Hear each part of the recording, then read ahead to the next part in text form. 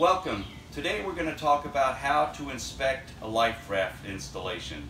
The two things we're most concerned about with a Liferaft installation is that in an emergency situation, the Liferaft will be able to float free and deploy automatically.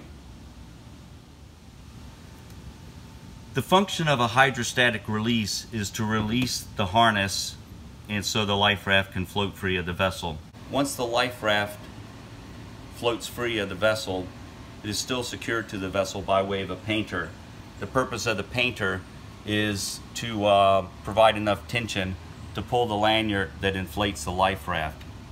But yet when the Liferaft inflates, you want it to be able to break free from the vessel, and the device that does that is called a weak link.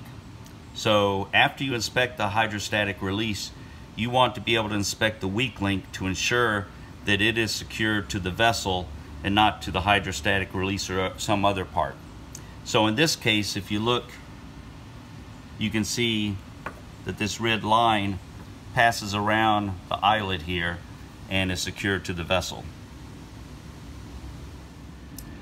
Now what we have here is a bad example, and it's unfortunately it's seen pretty regularly where they've installed the device upside down. So if you notice, the painter is attached to the weak link correctly, but the weak link is attached to the bridle.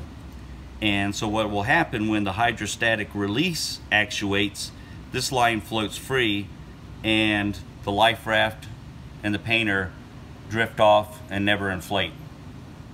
So this is a newer type of hydrostatic release.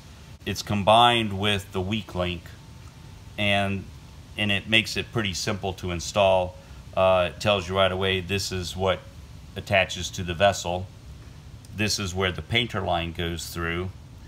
And when you know that, and you know that this is where the Liferaft harness attaches to, then there's pretty much one way to do it.